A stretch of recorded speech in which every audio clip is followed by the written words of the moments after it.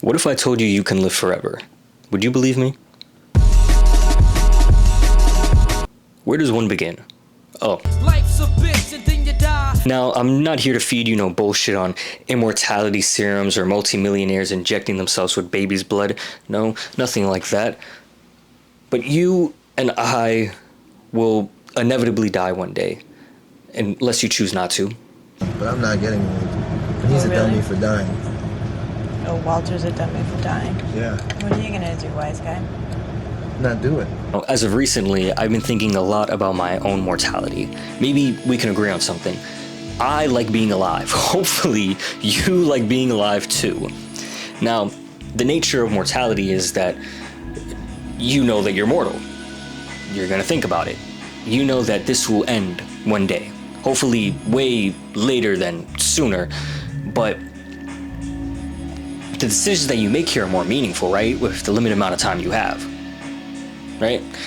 But I also can't help but to fall down like this doom or existential spiral sometimes and think like, well, life's kind of ass sometimes. It's not fun at all. Like, what the fuck is the point of all this? Like, it doesn't really fucking matter. None of this makes sense anyway sometimes. But when I want to calm myself down, I can't help but to think about the specific scene from the Dead Poets Society, where Robin Williams' character is reciting this Whitman poem. Iconic scene. If you've seen the movie, you definitely know what I'm talking about, but the poem goes something like this. Disclaimer for my shitty reading. Thank you. Oh me, oh life, of the questions of these recurring, of the endless trains of the faithless, of the cities filled with the foolish, of myself forever reproaching myself, for who more foolish than I, and who more faithless, of the eyes that vainly crave the light, of the object's means, of the struggles ever renewed, of the poor results of all, of the plotting and sordid crowds I see around me, of the empty and useless years of the rest, with the rest me intertwined. The question, oh me, so sad, reoccurring, what good amid these? Oh me, oh life.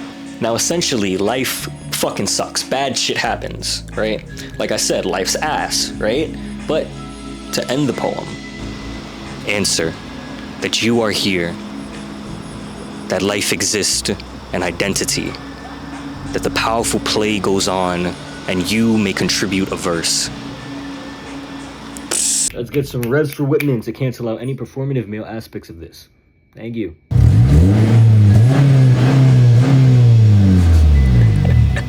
All right, you're good. To steal Robin Williams' flow from the Dead Poets Society or anything like that.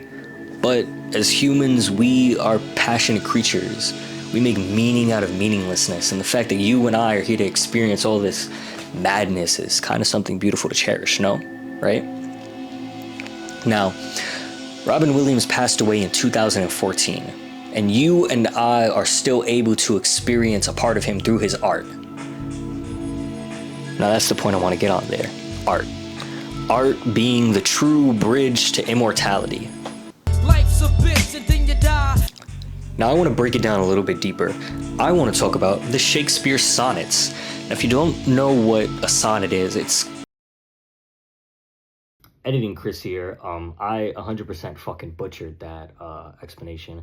But a sonnet is essentially just a 14-lined poem with a rhythm. That's all it is.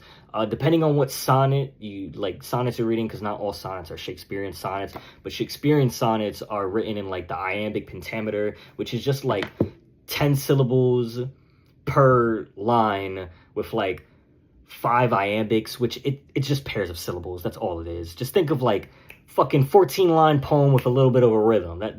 That's all a sonnet is. 154 sonnets to be exact, written by Shakespeare. Now, the first 17 sonnets, right, 1 to 17, are about this young man, and our narrator's basically telling him, look bro, you, my good friend, are fucking handsome. You gotta spread your beauty. You need to make babies, and you have to settle down and spread your beauty, so on and so forth. Now, was Shakespeare a little flirtatious? Who gives a fuck? That's not the point. Back to my point. Now, I could hit you with Sonnet 18. Shall I compare these to a little summer's day? But I'm not going to do that. I actually want to hit you with Sonnet 55. Not marble nor gilded monuments of princes shall outlive this powerful rhyme, but you shall shine more bright in these contents than unswept stone besmeared with sluttish time. When wasteful war shall statues overturn, and broil roots out the work of masonry, nor Mars his sword, nor war's quick fire shall burn the living record of your memory. 'Gainst death and all oblivious enmities shall you pace forth, your praise shall still find room, even in the eyes of all posterity, that wear this world out to the ending doom. So, till the judgment that yourself arise, you live in this, and dwell in lovers' eyes. Now you may ask yourself, the fuck does that mean? Here, let me break it down for you. The major theme of this poem is immortality. This idea that through poetry you can live on forever. The opening goes, not marble nor gilded monuments of princes shall outlive these powerful rhymes. Correction, it's not marble nor gilded monuments of princes shall outlive this powerful rhyme. Not these powerful rhymes, this powerful rhyme, referring to the one singular poem, not all of them. I don't know, I fucked up so many times on this shit.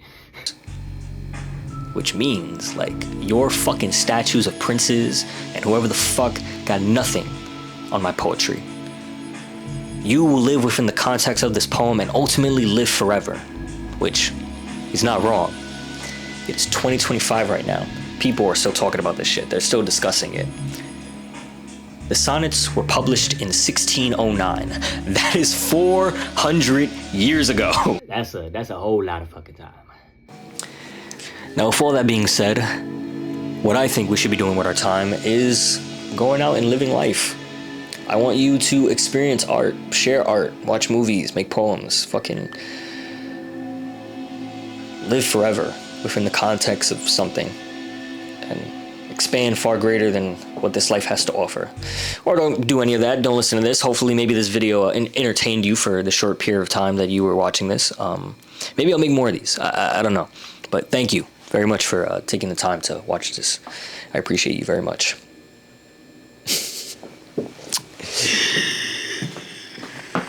Take a chance, subscribe.